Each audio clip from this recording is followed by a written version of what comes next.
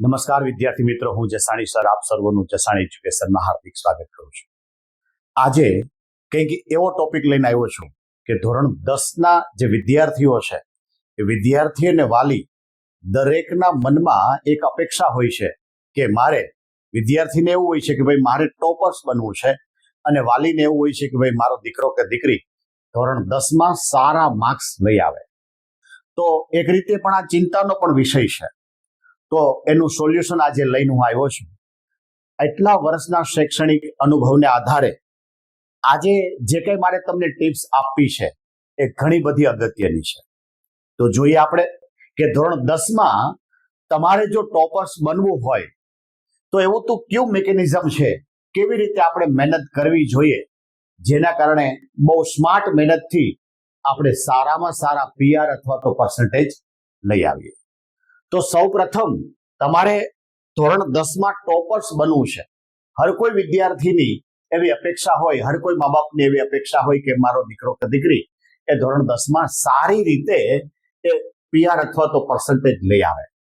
હવે આના માટે પહેલા કોઈ ચિંતા કરવાની જરૂર નથી. એવી કોઈ મહેનત ન થવી જોઈએ કે મહેનતની કલાકો વધી જાય અને એ બાળક કહેતા વિદ્યાર્થી થાકી જાય અને છેલ્લે એ પુસ્તકને છોડી દે. અમારા અનુભવના આધારે અમે ઘણું બધું એવું કહી શકીએ કે ઘણી વખત એવી પણ ઘટના બને છે કે શરૂઆતની અંદર એ વિદ્યાર્થી ઘણા ઉત્સાહથી મહેનત કરતો હોય, જ્યારે ખરેખર એક્ઝામ નજીક આવે ત્યારે એને મહેનત કરવી જોઈએ ત્યારે વિદ્યાર્થી થાકી જાય છે. ઘણા પરિવારની અંદર એટલું ટેન્શન પણ હોય છે કે ભાઈ એવું લાગે છે કે આખા ઘરને ધોરણ 10 હોય એવું લાગે છે. તો ધોરણ 10માં ટોપર્સ બનવું છે તો પહેલા તો ચિંતા છોડી દે. તો આપણે કરવું છે શું? તો કે પીઆરડબલ્યુ નો મતલબ એ થાય કે પ્લાનિંગ બનાવો, મસ્ત રીડિંગ કરો અને મસ્ત એને રાઇટિંગના ફોર્મમાં લઈ જાઓ. તમારે ધોરણ 10 સારી રીતે પીઆર લેવા છે તો એ મહેનત, એની જે કઈ ક્વેશ્ચન સમજવાની, વાંચવાની પદ્ધતિ એ ઇનપુટ છે. તમારા જે માર્ક્સ આવે એ આઉટપુટ છે. તો એમાં પ્લાનિંગ પ્રમાણે જો મહેનત કરીએ તો મારી દ્રષ્ટિએ હર કોઈ વિદ્યાર્થી સારામાં સારા પીઆર લઈ આવે. તો એના માટેના 3 માપદંડ છે. પહેલું છે તમારું પ્લાનિંગ એન્ડ ટાઈમ ટેબલ, આ પહેલું. બીજું એમાં પાસું છે કે તમે એક જે તે ટોપિકને કેવી રીતે સમજો છો અને કેવી રીતે વાંચો છો. ત્રીજું અગત્યનું છે કે તમારે એ ક્વેશ્ચનને કેવી રીતે લખવો જોઈએ. શું કામ? કે તમારા જે કઈ આન્સર પેપર છે એ જે તે વ્યક્તિ જોવે છે, સર જોવે છે, તો એ વ્યક્તિને એ ક્વેશ્ચન આન્સર જોવા માટે એ આન્સરમાં શું જોઈએ, જો એ તમે લખ્યું હોય તો તમારા એ ક્વેશ્ચનની અંદર પૂરેપૂરા માર્ક્સ મળે. તો પહેલું જે પાસું છે એમાં આપણે આયોજન અને ટાઈમ ટેબલમાં જોઈએ. તો કે આપણી પાસે 24 કલાક છે. એ 24 કલાકમાંથી 25 કલાક થવાની નથી, આ ફાઇનલ છે. આપણે જે કઈ મહેનત કરવી છે એ 24 કલાકમાં જ કરવાની છે. તો કે ધોરણ 10 ની અંદર દરેક વિદ્યાર્થીએ સૌ પ્રથમ એમ કહેવાય કે ઓછામાં ઓછી 6 કલાકની ઊંઘ આવવી જ જોઈએ. ઘણા લોકો એવું માને છે કે ભાઈ ઊંઘ ઓછી કરવાથી મહેનત વધી જાય. ના, તમારી ઊંઘ વ્યવસ્થિત હશે, તમારી સ્ફૂર્તિ વ્યવસ્થિત હશે તો તમે સારી રીતે રીડિંગ કરી શકશો. એટલે દાખલા તરીકે આમાંથી તમારી 6 કલાક કે 6 કલાક તમારી ઊંઘમાં ગઈ, 1 કલાક તમારી એન્જોય માટે, તમે એમાં કોઈ પણ એન્જોય કરી શકો. મમ્મી પપ્પા સાથે બેસીને વાતચીત કરી શકો, તમને ગમતી રમત રમી શકો, આવું કોઈ પણ કરી શકો. 1 કલાક તમારા ખુદના માટે તમારે લેવાની છે. કેટલી કલાક ગઈ? 7 કલાક. 3 જે કલાક છે એ તમારા જમવાના, ફ્રેશ થવાના, એ બધા. એટલે કોઈ પણ સંજોગોમાં તમારી 10 કલાક તમારી નીકળી જશે. હવે વધી છે તમારી પાસે 14 કલાક. આ 14 કલાકમાં તમારે જે તે સ્કૂલ પર પહોંચવાનું છે, એ સ્કૂલના જે કઈ લેક્ચર છે ભરવાના છે, સ્કૂલ પરથી પાછું આવવાનું છે અને તમારે યોગ્ય સમયમાં રીડિંગ કરવું છે. તો મારી દ્રષ્ટિએ જુઓ તો લગભગ ગુજરાતની કોઈ પણ સ્કૂલ 6 કલાકથી ઓછો સમય માટે ન ચાલતી હોય. એટલે 6 કલાક તો એ લઈ લેવાની છે. 1 થી 1.5 કલાક તમારી આવન જાવનની હોય છે, બરોબર. બાકીની જે કલાક વધી એ તમારી રીડિંગની થઈ છે. તો મારી દ્રષ્ટિએ સ્કૂલ સિવાય જો એ વિદ્યાર્થી 4 કલાક જ સારી રીતે રીડિંગ કરે તો પણ એ સ્ટાન્ડર્ડ 10th માં ટોપર બની શકે. તો એના માટે સૌપ્રથમ ટાઈમ ટેબલ એવી રીતે બનાવો કે અર્લી મોર્નિંગ તમે વાંચવાની ટેવ પાડો. મારી દ્રષ્ટિએ તમે 4 વાગે ઉઠી જાઓ, 4:30 સુધીમાં ફ્રેશ થઈ જાઓ, 4:30 થી 6:30 કે 7 આવી રીતે 2 કલાક તમારે રીડિંગ કરવાનું છે. શું કામ? તો કે તમારી જે એક્ઝામ છે એ એક્ઝામ 10 વાગે ચાલુ થતી હોય તો તમારા ઘરેથી તમારે 9 વાગે નીકળવું પડે એક્ઝામે સેન્ટર પહોંચવા માટે. તો છેલ્લે જે તમારે રિવિઝન કરવું છે એ રિવિઝન માટે એમ કહેવાય કે તમારે મિનિમમ 4 થી 5 કલાક જોઈએ. અને છેલ્લું જે રિવિઝન થયું હોય, બેસ્ટ રિવિઝન થયું હોય, તો તમે જો અત્યારથી એ ટેવ પાડી હોય તો મારી દ્રષ્ટિએ એક્ઝામ વખતે તમને કોઈ પ્રોબ્લેમ આવે નહીં. એટલે સવારની જે 2 કલાક છે એની ટેવ તમે અત્યારથી જ પાડો. હવે એ 2 કલાક માટે તમને ઊંઘ આવવાની છે, આવું પણ બની શકે. તો એ 2 કલાકમાં તમારે કયા વિષય વાંચવા જોઈએ એના માટેનું પ્લાનિંગ બનાવો. તો કે તમને જે વિષય ઇન્ટરેસ્ટ વાળા લાગે છે, તમને જે વિષય ગમે છે, બનતા સુધી એની જ પ્રેક્ટિસ કરવાની થાય છે. પછી મોર્નિંગ સ્કૂલ હોય તો મોર્નિંગ સ્કૂલમાં બાળકો જતા હોય છે, આફ્ટરનૂન સ્કૂલ હોય તો એ લોકો સવારના સમયે પોતાનું રીડિંગનું 2 કલાકનો સ્લોટ પાડવો પડે. જે લોકોને મોર્નિંગ સ્કૂલ છે એ લોકોએ આફ્ટરનૂન નો 2 કલાકનો સ્લોટ પાડવો પડે. 2 કલાકથી ઓછું નહીં. શું કામ? તમારે કોઈ પણ ટોપિકને સમજવા છે તો મિનિમમ 2 થી 2.5 કલાક જોઈએ. એટલે તમારા જે કઈ રીડિંગ છે એ રીડિંગ માટે તમે 2 કલાકના સ્લોટ પાડો, વચ્ચે એમ કહેવાય કે 10-15 મિનિટ અડધી કલાકનો ગેપ પાડો. આવી રીતે થઈ શકે. ખાસ કરીને સાંજના સમયે મેજોરિટી 6 થી લઈ અને 8 વાગ્યા સુધીનો સમયગાળો એવો છે કે આપણા સોસાયટીનું વાતાવરણ જ એવું હોય કે ભાઈ કોઈ પણ વિદ્યાર્થી વાંચવા માટે પ્રયત્ન કરે તો એ વાંચી ન શકે. શું કામ? તો કે ભાઈ બધા બાળકો એન્જોય કરતા હોય એટલે માહોલ એવો હોય. તો એવા સમયે એ વિદ્યાર્થી કોઈ ગાણિતિક કે મેથ્સ જેવા સબ્જેક્ટનું કેલ્ક્યુલેશન કરે, તમારે સાયન્સની અંદર કોઈ ફિગર ડ્રો કરવાની હોય તો આની પ્રેક્ટિસ કરે, તમારું હોમવર્ક હોય તો એની પ્રેક્ટિસ કરે. એ પ્રમાણે તમારે આયોજન કરવું પડે. આ રીતે આયોજન કરતા મારી દ્રષ્ટિએ સાંજના 10 વાગ્યા સુધી 10 વાગે સુઈ જવાનું. બપોરે વચ્ચે તમે બપોરના સમયે પણ તમે અડધી કલાકથી પોણી કલાકનો આરામ કરી શકો. આ પ્રમાણે તમારે ટાઈમ ટેબલ બનાવવાનું છે. હવે એ ટાઈમ ટેબલની અંદર તમારે કયા સમયે કયા વિષયને ન્યાય આપવો એનું પણ ટાઈમ ટેબલ બનાવવાનું છે. અને એમાં કયા ચેપ્ટરને તમારે ન્યાય આપવો એનું પણ ટાઈમ ટેબલ તમારે બનાવવાનું છે. સપોઝ તમારે 6 વિષયની અંદર એમ કહેવાય કે ભાઈ કયા સમયે તમારે કયા વિષય વાંચવા. તો કે મેન 3 ભાગ પડતા હોય તમારા આખા સબ્જેક્ટ. બરાબર છે કે ભાઈ મેથ્સ સાયન્સ આખો અલગ પડે, સામાજિક વિજ્ઞાન અલગ પડે અને ગ્રામરનો પોર્શન આખો અલગ પડે.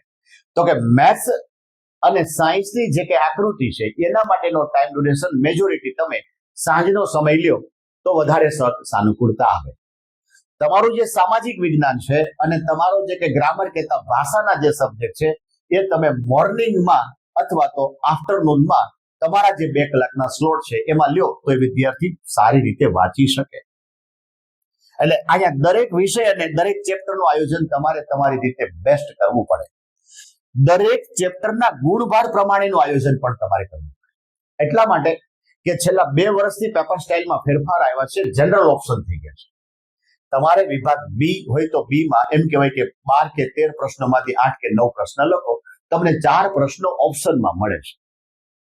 તો તમને કોઈ ચેપ્ટરના કોઈ સબ્જેક્ટના કોઈ ચેપ્ટર હાર્ડ લાગશે તો એ ચેપ્ટર થોડી વાર પૂરતી સ્કીપ કરવા હોય તો કરી શકાય. તમને જે ચેપ્ટર આવડે છે એ ચેપ્ટરને સારી રીતે આપણે રિવિઝન અને સારી રીતે તૈયારી કરવી છે.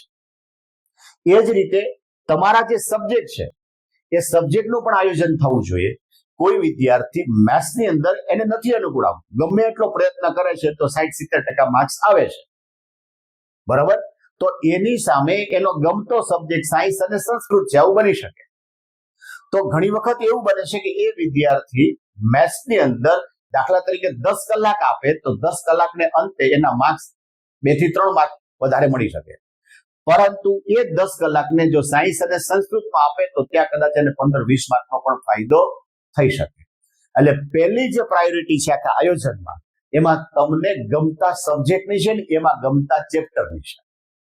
તમારી પાસે સાયન્સના 14 કે 13 ચેપ્ટર છે, તો એ 13 ચેપ્ટરમાંથી પહેલું એવું આયોજન કરો કે તમારી સામે ગમે તેવું ક્વેશ્ચન પેપર આવે તો 50 માર્ક્સથી નીચે ન આવવા જોઈએ એવા પ્રકારના ચેપ્ટર પહેલા ઉઠાવો. એટલે અત્યારે તમારી પાસે સમય હોય તો તમે એનું સારી રીતે રિવિઝન કરી શકો. એટલે પહેલું જે પ્લાનિંગ છે એ પ્લાનિંગ મેજોરિટી ટાઈમ ટેબલ અને ગોલ સેટ કરવા માટેનું છે કે પહેલા તમે 24 કલાક માટે આખું રીડિંગનું ટાઈમ ટેબલ બનાવો, પછી તમે સબ્જેક્ટ અને ચેપ્ટર વાઇઝનું ટાઈમ ટેબલ બનાવો, પછી તમારા ગુણભાર પ્રમાણેનું ટાઈમ ટેબલ બનાવો કે જેના માર્ક્સ વધારે છે અથવા જે ચેપ્ટર તમને ઈઝી લાગે છે એ તમારે પહેલા કરવું પડે. અને પહેલો જે પોર્શન છે, જે વિદ્યાર્થીનો પ્લાનિંગ કમ્પ્લીટ, એ વિદ્યાર્થી 100% સક્સેસ. હું તો ત્યાં સુધી કહું કે રોજ સાંજે તમે થોડો હિસાબ પણ કરો કે આજના દિવસે તમે 10 કલાક ઇન્વેસ્ટ કરી છે, તો 10 કલાકને અંતે ટોટલ તમારા કેટલા માર્ક્સ થયા. એ 10 કલાકમાં કદાચ તમે મેથ્સની પ્રિપેરેશન કરી હોય, સાયન્સની કરી હોય, ઇંગ્લિશની કરી હોય, તો આનું ટોટલ તમે કેટલા માર્ક્સનું કવર કરી શક્યા એ પણ આપણે બતાવી શકીએ અથવા તો નોંધી શકીએ. એની સાથોસાથ બીજો જે પોર્શન છે એ તમારી સમજવાની અને વાંચવાની પદ્ધતિ. તમે કેવી રીતે રીડિંગ કરો છો, કેવી રીતે સમજો છો. તો કે વિદ્યાર્થી અલગ અલગ પ્રકારના હોય છે. જ્યારે એને જે તે ક્લાસની અંદર એ ટીચર સમજાવતા હોય છે ત્યારે કોઈ વિદ્યાર્થી એવા હોય છે કે એ સારી એકાગ્રતા સાથે એ જે તે ટોપિકને સમજી શકે છે. કોઈ વિદ્યાર્થી એવા છે કે ત્યારે સમજી નથી શકતા, પણ ઘરે જઈને 1 થી 2 વાર રીડિંગ કરે તો એ ટોપિક સારી રીતે સમજી શકે છે. કોઈ વિદ્યાર્થી એવા છે કે ખરેખર એને જે તે ટીચરે સમજાવ્યો એમાં કશો ખ્યાલ આવતો નથી. તો એનો મતલબ એ થયો કે એ ટોપિકની અંદર એ બાળકને ખરેખર ઇન્ટરેસ્ટ હતો નહીં. તો સમજવા માટે અને વાંચવા માટેનો બેસ્ટ ઉપાય એ છે કે તમે જ્યારે રીડિંગ કરો છો અથવા તો તમે જ્યારે જે તે ટોપિકને સમજો છો ત્યારે નાનામાં નાનો પ્રશ્ન થાય તો પણ તમે પૂછવાની ટેવ પાડો, જેના કારણે એ ટોપિક તમારો ક્લિયર કટ થાય. બરાબર. બીજું, તમારે જે તે ક્વેશ્ચન તૈયાર કરવો છે, એ ક્વેશ્ચન સપોઝ તમારે સાયન્સનો કે ગુજરાતીનો કોઈ ટોપિક તમારે તૈયાર કરવો છે, તો એ ટોપિક 1 થી 2 વાર તમે રીડિંગ કર્યો પછી તમે તમારી નોટબુકની અંદર તમે એ ક્વેશ્ચનને લખવાનો છે. લખવા માટે ટાઈમ ડ્યુરેશન પણ તમારે જોવાનું છે. હવે સપોઝ જે તે પ્રશ્ન તમે તૈયાર કર્યો અને તમે લખો, પછી તમે જે બુક્સમાંથી અથવા તો જે નોટમાંથી, જે મેગેઝિનમાંથી તમે પ્રશ્ન તૈયાર કર્યો છે એમાંથી જ એ પ્રશ્ન તમારી જાતે તમારે જોવાનો છે. તો તમને આઈડિયા આવશે કે તમે ખરેખર શું રીડિંગ કર્યું હતું અને લખવા બેઠા ત્યારે તમે કેવી રીતે તમારો ટ્રેક ચેન્જ થઈ ગયા, કેવી રીતે અલગ શબ્દ આવી ગયા. બરોબર. એ ભૂલ જો તમે તમારી જાતે પકડી શકો, બરોબર, તો બીજી વખત જ્યારે એ ક્વેશ્ચન તમે રીડ કરો ત્યારે એ ભૂલના અનુસંધાને તમે વધારે પ્રયત્ન કરશો. બીજી વાર જ્યારે પ્રશ્ન લખશો ત્યારે પહેલા કરતા 100% એમ કહેવાય કે સ્ટ્રોંગલી એ પ્રશ્ન લખાશે. આ જ વસ્તુ તમે મેથ્સની અંદર પણ તમે જ્યારે કોઈ એક્ઝામ્પલનું કેલ્ક્યુલેશન કરો છો તો જે તે સમયે તમે સર આગળથી ક્વેશ્ચન સમજાશો, તો એ ક્વેશ્ચન જ્યારે તમે તૈયાર કરો છો, એક્ઝામ્પલ તૈયાર કરો છો, ત્યારે એક્ઝામ્પલ પહેલા તમે તમારી રીતે કેલ્ક્યુલેશન કર્યો, પછી તમારે મૌખિક કે મોઢે એક એક્ઝામ્પલ ગણવાનો છે. એક્ઝામ્પલ ગણવા માટે એમ કહેવાય કે તમે જે તે રકમ સમજ્યા હશો તો કયા સ્ટેપમાં તમે અટકી ગયા.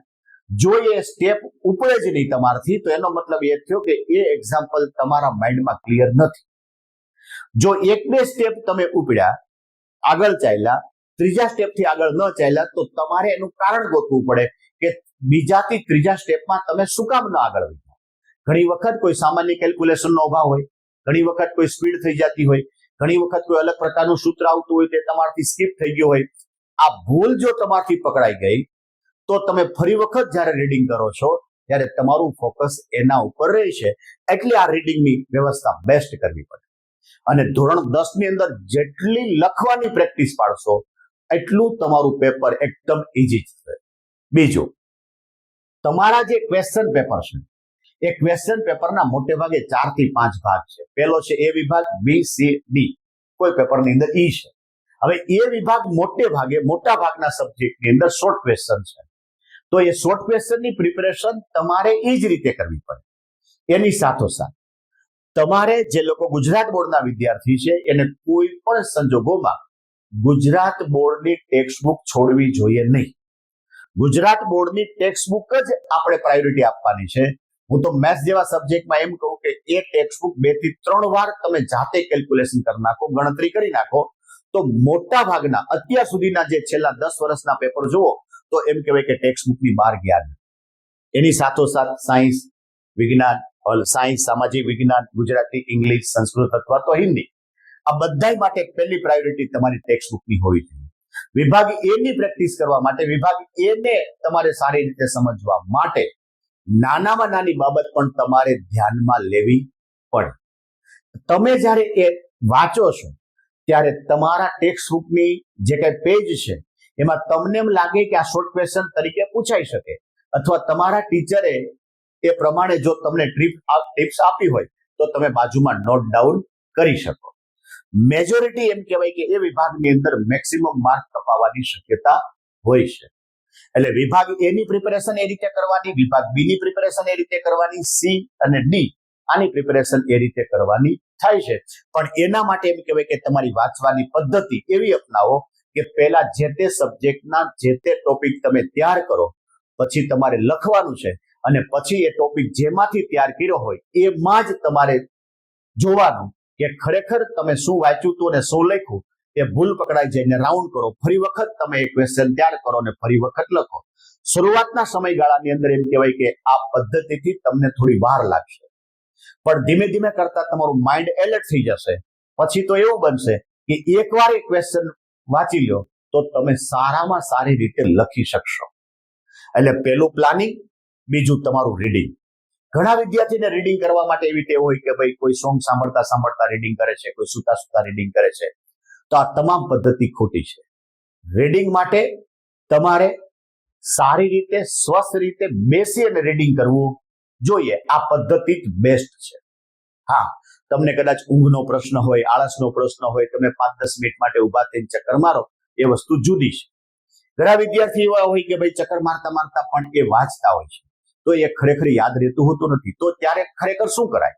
તમારા જે ઇક્વેશન છે, તમારા જે સૂત્ર છે, જે નિયમો છે, વ્યાખ્યાઓ છે, ડેફિનેશન કે છે, આ બધું તમે એ સમયે પાકું કરી શકો. તો એ પ્રકારની તમારી વાંચવાની પદ્ધતિ હોવી જોઈએ. હવે ખાસ તમે સરસ રીતે પ્લાનિંગ કર્યું, એ પ્લાનિંગ પ્રમાણે તમે વાંચન કર્યું, છેલ્લે લખવાની પદ્ધતિ. હવે તમારા ફર્સ્ટ સ્ટાન્ડર્ડ થી લઈ અને 10 ધોરણ સુધી જુઓ તો તમારા 10 વર્ષનું ઇન્વેસ્ટમેન્ટ છે. તમે પરફેક્ટ રીતે મહેનત કરી છે.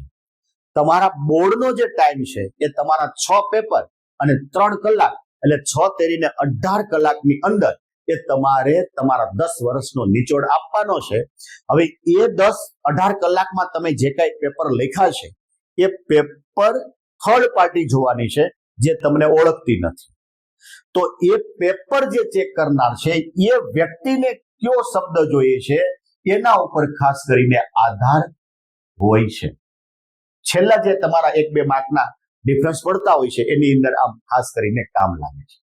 તો એના માટે તમારી જે લખવાની પદ્ધતિ છે એ બેસ્ટ હોવી જોઈએ.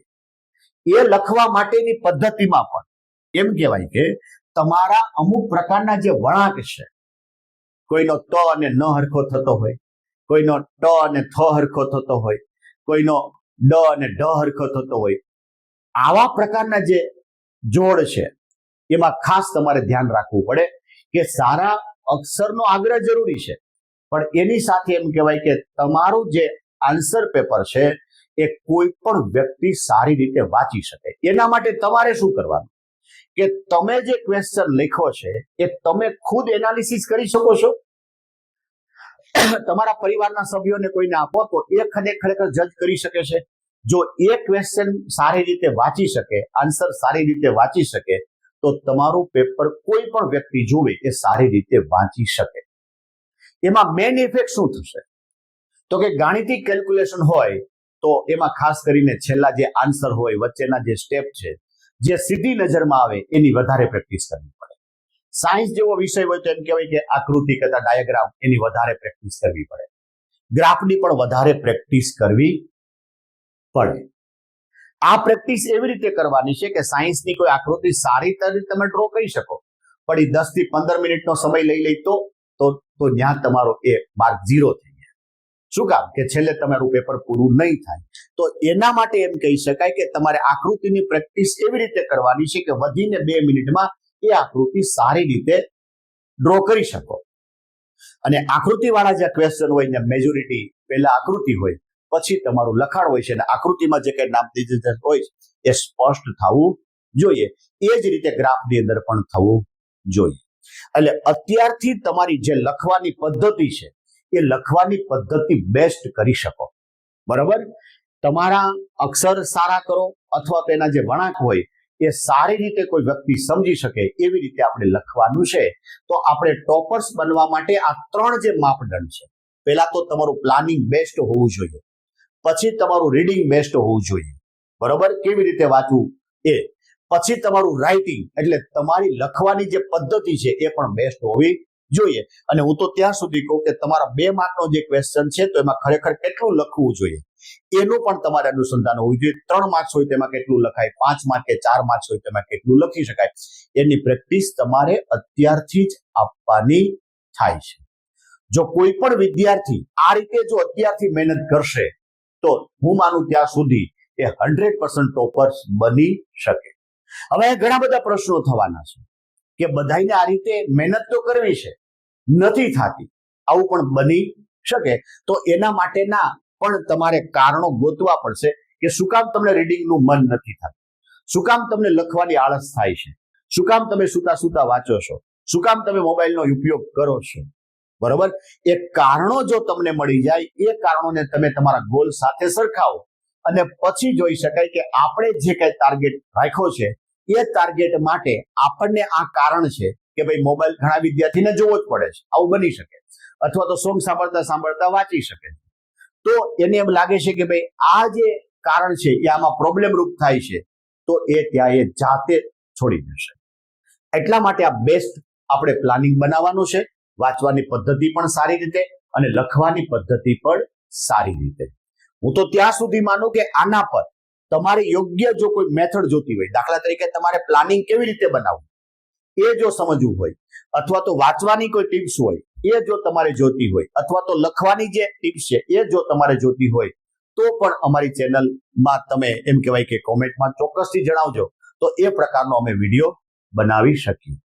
છેલ્લે પેપર રાઇટિંગ કેવી રીતે કરવું એ પણ પ્રકારે આપણે પણ વિડીયો બનાવવાનો છે. આપણી ચેનલની અંદર બોર્ડનું પેપર કેવી રીતે લખવું જોઈએ એ પણ આપણે સારી રીતે સમજાવ્યું છે.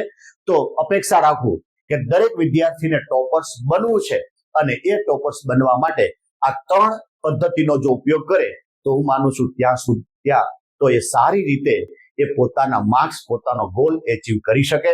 કોઈ પણ વિદ્યાર્થી ચિંતા કરવાની નથી. સારી રીતે ઊંઘ કરો, તમારું સ્વાસ્થ્ય જાળવો. તમને સાનુકૂળતા હોય તો થોડું એમ કહેવાય કે યોગા, પ્રાણાયામ, ધ્યાન આ પણ કરી શકો, જેના કારણે પણ તમે ફ્રેશ રહી શકો. બાકી ચિંતા કરવાથી તમે ટોપર્સ બની શકશો નહીં. તો ખૂબ ખૂબ ધન્યવાદ. તો આ વિડીયો દરેક વિદ્યાર્થીને ઘણો બધો ફાયદાકારક થશે. તો અમારા જે આ ચેનલ છે, આ વિડીયો છે, એને આગળ જરૂર મોકલજો, જેના માટે અમારી ચેનલને લાઈક, શેર અને સબસ્ક્રાઇબ કરવાનું ભૂલતા નહીં.